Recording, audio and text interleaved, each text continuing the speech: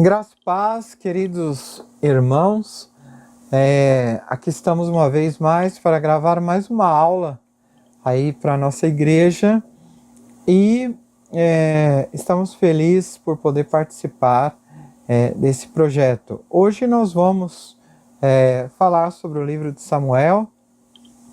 Para quem não me conhece, eu sou o pastor Adriano, acho que a maioria já tem um certo conhecimento, né? Sobre quem somos, e nossa área, na verdade, mais forte é a área missionária, mas como todo pastor, todo missionário, nós temos que saber sobre a Bíblia toda. Nós estávamos analisando esses livros e é um pouco complicado às vezes, talvez, né, para a gente falar sobre o livro todinho, né, nesse tempo, 35 minutos, né? O livro passado foi o livro de Ruth, é uma história pequena, 4 capítulos, conseguimos dar um panorama maior, vamos dizer assim. É uma história só, né? Acontecimentos principais, 3, 4 acontecimentos.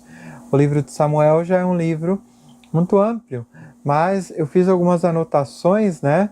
E eu queria compartilhar com vocês nesse vídeo, esses 30 minutos, essas anotações. Bom, ao autor, que precisamos falar primeiro quem foi o autor, né? A tradição judaica, ela atribui o livro à autoria de Samuel, ao próprio Samuel, né? Outros atribuem não só a Samuel, mas a Natã e a Gad, né? Com base em 1 de Crônicas 29 e 29. Mas Samuel, na verdade, ele não pode ser o escritor do livro, porque a sua morte está registrada em 1 de Samuel, capítulo 25. Então, como ele seria o autor, né, se ele registrou seu próprio falecimento?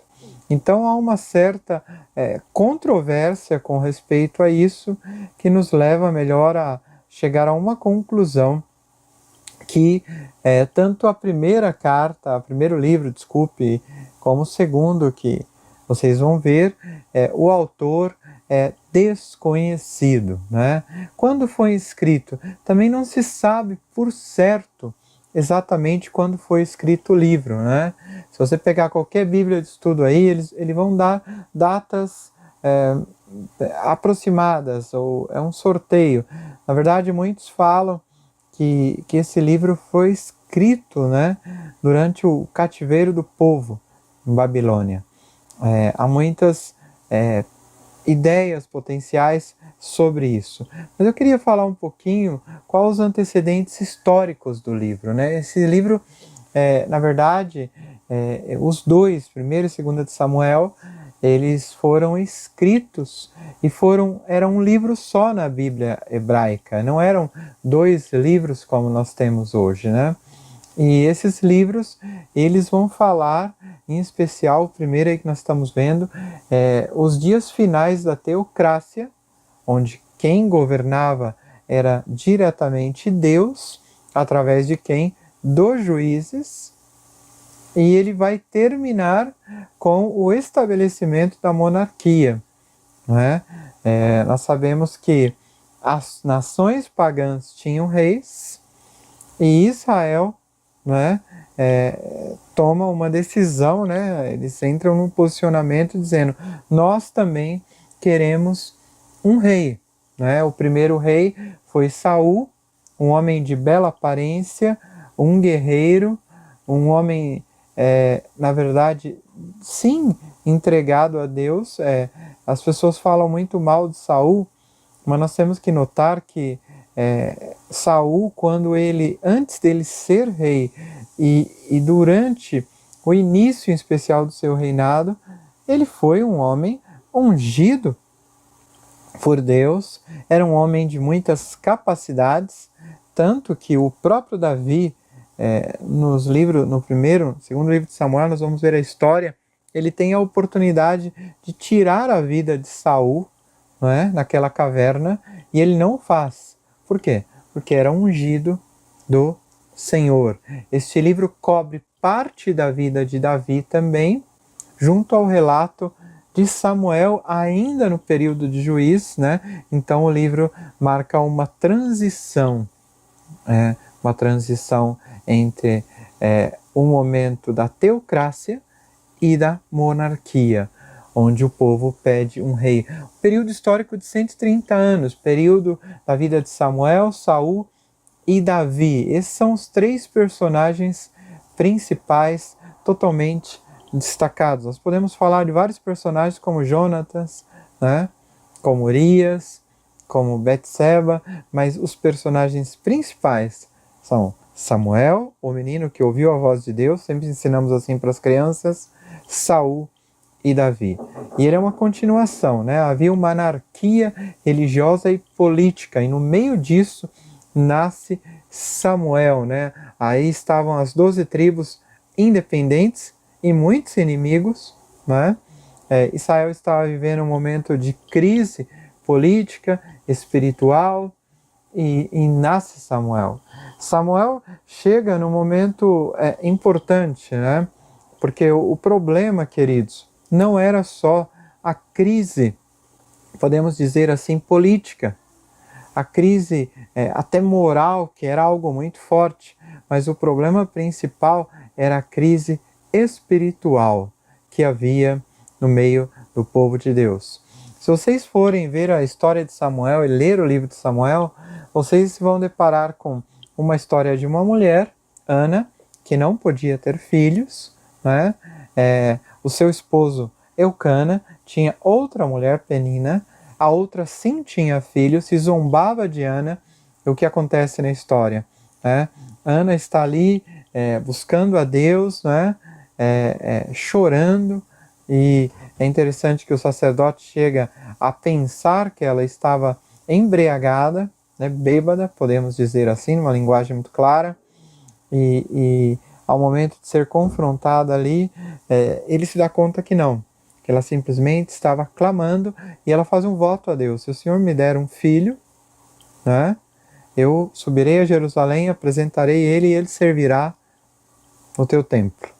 Então nasce Samuel, e Samuel, a sua mãe, ele assim como Sansão nazareu, a sua mãe o entrega para ser criado, né? Se crê que numa idade de aproximadamente 6, 7 anos foi entregue, né, ao sacerdote Eli, e ali ele começa a despertar as suas funções sacerdotais, né?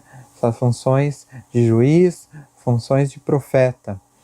E ali havia um problema muito sério com os filhos de Eli, o sacerdote, que eram rapazes, jovens, que não estavam nem um pouquinho dedicados ao Senhor, estavam entregados ao vinho, estavam entregados às mulheres, a diversos pecados, a diversas situações, e estavam blasfemando contra o nome do Senhor. Nós conhecemos a história dos filhos de Eli e como eles morreram de uma maneira muito trágica, né? E como Deus tratou. Uma coisa que eu não quero deixar passar, que é muito importante também, o livro registra a questão da Arca da Aliança, que representava a presença de Deus entre o seu povo.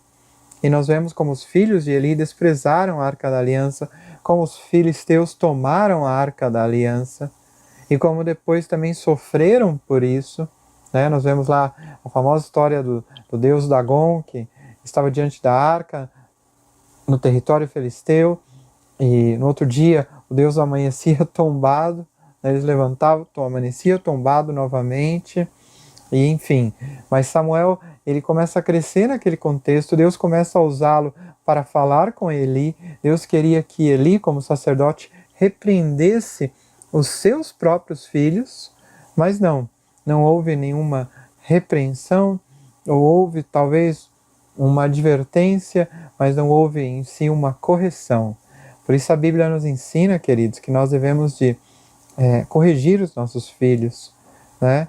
A palavra de Deus, ela é útil, né, para instruir, para redarguir, para corrigir, para ensinar, como disse lá, né, em Timóteo, e nós temos que levar isso muito a sério nas nossas vidas.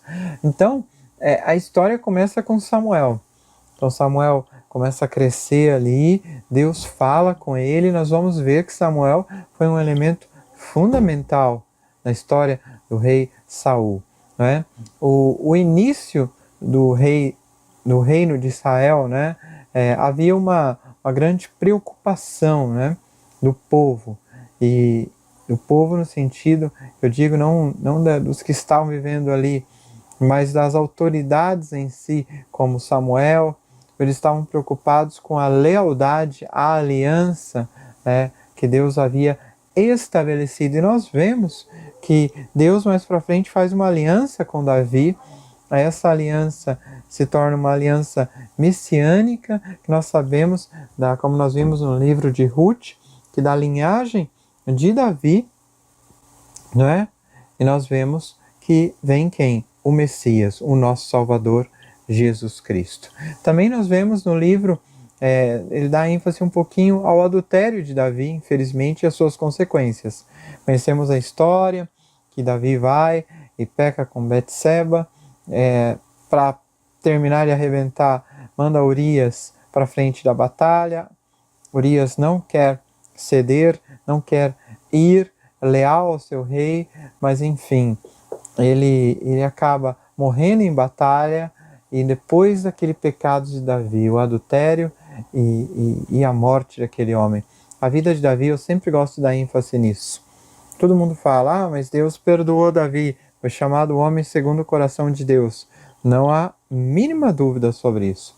Ele foi perdoado, foi chamado homem segundo o coração de Deus, mas nós vemos, eu estou com medo de entrar um pouquinho já em 2 de Samuel aqui, que não me corresponde, mas nós vemos a desgraça que houve na vida de Davi, né?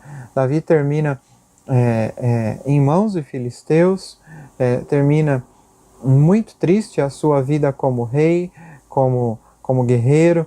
É um homem que matou o gigante Golias, um homem que foi consagrado.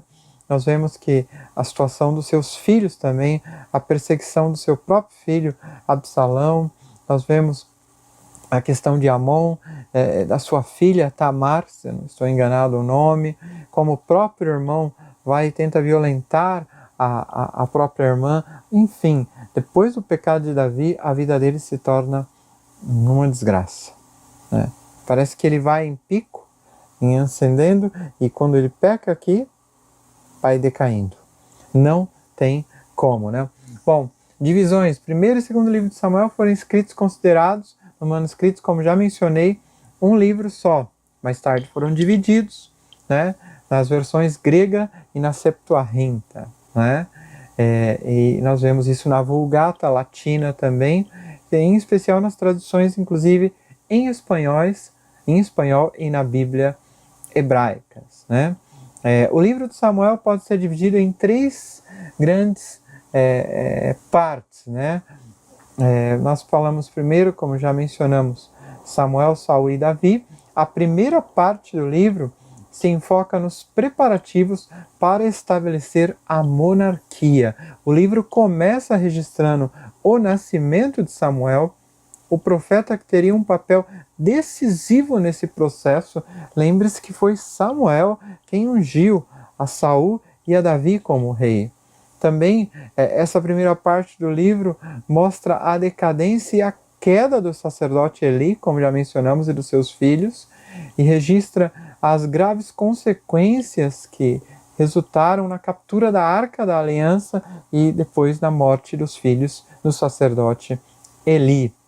Mas ainda na primeira parte, o escritor bíblico faz um contraste entre a corrupção religiosa e moral e o poder e a santidade de Deus. Ou seja, mesmo no meio da corrupção, mesmo no meio da decadência moral, Deus ali em graça e misericórdia estava agindo, estava tentando trazer o seu povo. Então a primeira parte vai falar dos filhos de Eli, o nascimento de Samuel e como havia essa decadência, né? Olhem uma coisa muito importante, a segunda parte mostra a ascensão do rei Saul, né? Como ele foi colocado, capítulo 8 ao 15, e como Saul foi literalmente derrotado. É interessante, queridos, uma coisa muito importante. Muita gente fala, mas o povo pediu um rei e Deus não queria isso para eles. Não era o que Deus tinha para eles. Não, ao contrário. O problema não era a monarquia. O problema é a maneira pela qual foi feita as coisas. O erro não está na monarquia. O erro está na forma em que eles quiseram impor a monarquia. Eles queriam um modelo de rei sensação, né? Eles queriam um cara que chamasse atenção. Eu não quero entrar em questões políticas aqui, né? Senão nós vamos ter uns likes lá negativos no vídeo, mas eu não vou pegar uma situação atual, não. Vou pegar uma situação do passado, aí fica mais fácil. Fernando Collor de Mello, para mim é um exemplo claro. O presidente que andou de jet ski, o presidente que viajou, pilotou o avião supersônico, o presidente que guiou o MP4 58 do Ayrton Senna, né, o carro da McLaren. Ou seja, na minha época era o boyzinho, né, da nossa época.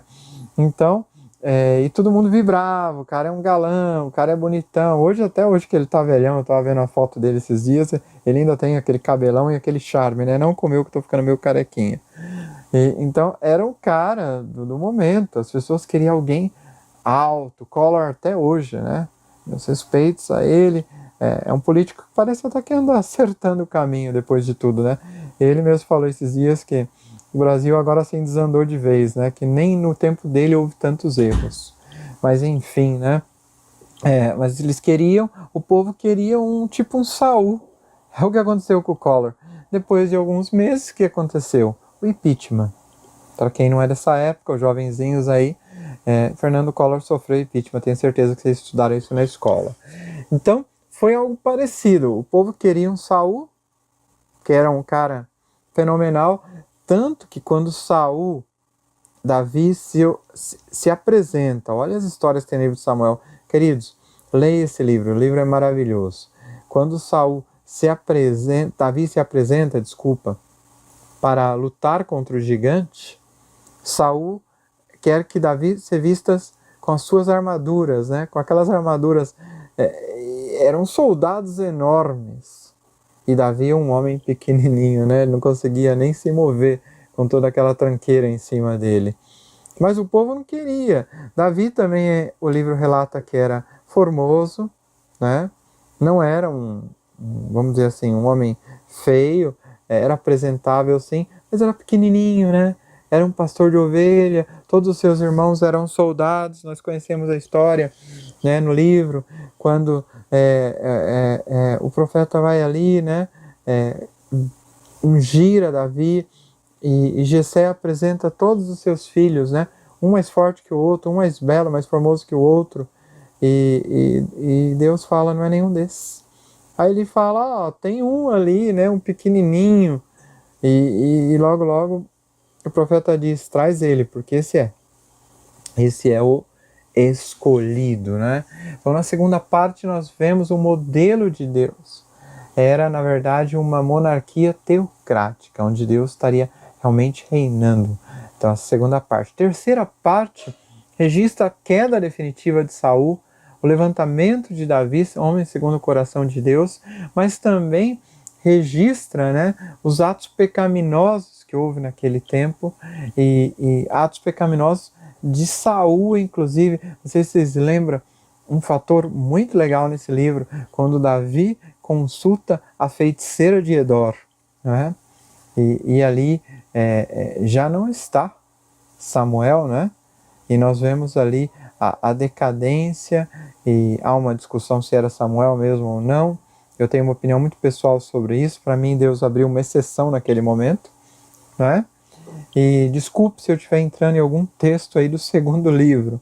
Eu estudei muito Samuel quando era criança nas escolas dominicais. E então, às vezes misturo um pouquinho. Mas bem, eu coloquei aqui breve esboço, né? A história de Samuel como profeta e juiz, a história de Saul como primeiro rei, e a tensão entre Davi e Saul. Isso é muito importante, né? Davi, ungido como rei, a perseguição de Saul, também registra a amizade de Davi com Jonatas. Isso tudo é muito legal, é muito produtivo, não tem nada de homossexualismo nessa história, que muitos dizem, não tem nada a ver que isso era uma amizade sincera, né? Então nós vemos aí que Jeová escolhe Samuel como profeta de Israel. Saul se torna o primeiro rei no capítulo 8. Davi obtém destaque, isso enfurece a Saul, né? Havia chamado ali para tocar arpinha e para acalmar aquele espírito, outra polêmica aí, maligno que havia sido enviado por Deus para, né, tocar a vida de Saul ali. Davi se torna um fugitivo no capítulo 21 e depois o reinado de Saul chega ao fim no capítulo 28 ao 31. Eu anotei aqui, nós já levamos 20 minutos de vídeo aí, algumas curiosidades do livro, que eu acho muito importante nós falarmos de algumas coisas interessantes. Por exemplo, como o Espírito Santo ministrou antes do Pentecostés. Nós ensinamos, né, na nossa igreja, somos uma igreja batista, mas com liberdade para o Espírito Santo. Nós sempre ensinamos que o Espírito Santo desceu sobre a igreja no capítulo 2 de Atos dos Apóstolos e ele permanece no nosso meio atuando até o dia de hoje. Jesus foi claro antes da vinda do Espírito Santo: se eu não for, não virá o outro Consolador, o Paracletos, que significa um igual mesmo. E os convém que eu vá. A parte Jesus disse: quando eu for, vou preparar lugar para que onde eu esteja, vocês também possam estar.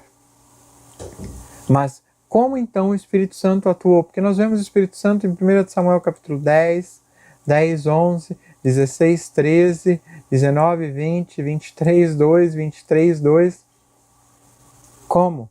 Então a explicação é muito simples. O Espírito Santo não estava nas pessoas, como hoje nós temos um privilégio muito grande. Nós recebemos a Cristo e o Espírito Santo vem morar em nós.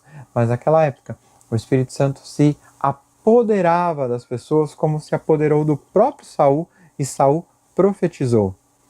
Então nós vemos aí.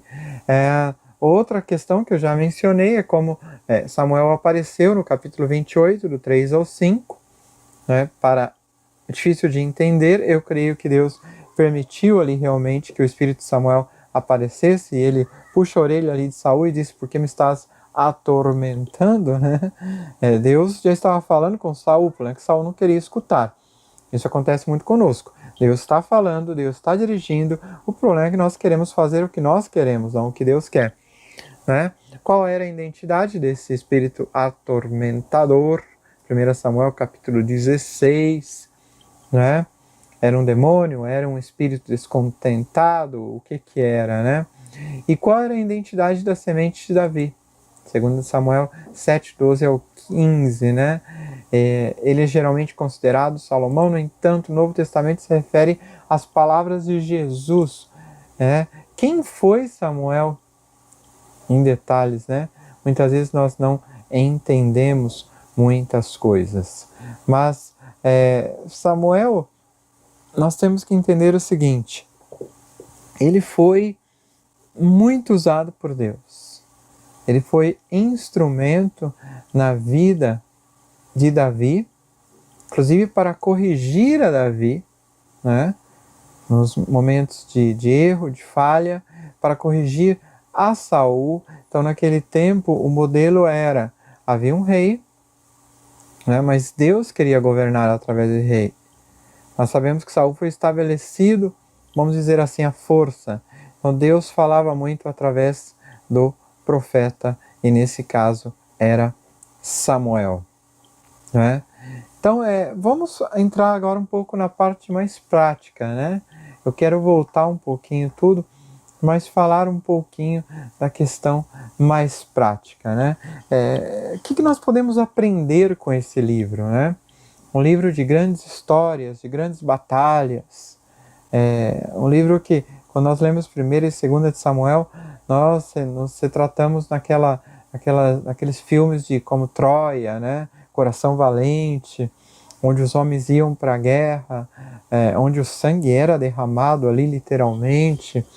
e onde havia grandes lutas, inclusive Davi, o rei ia para a batalha com o seu povo. E o momento que Davi não foi, nós sabemos que foi onde ele pecou e onde ele se distraiu, né? O líder tem que estar focado no que Deus quer fazer. Mas o que nós podemos aprender, queridos, com esse livro, né? Se nós pegamos, eu quero pegar os 3 personagens.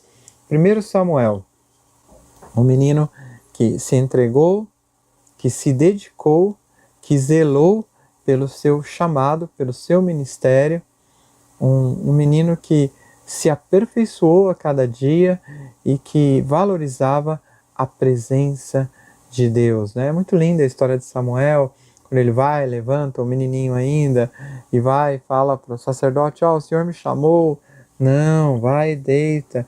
Aí ele orienta ele e fala, se te chamar novamente, fala que o teu servo ouve. E aí Deus fala com ele, e tópicos e temas pesados ali sobre os filhos de Eli.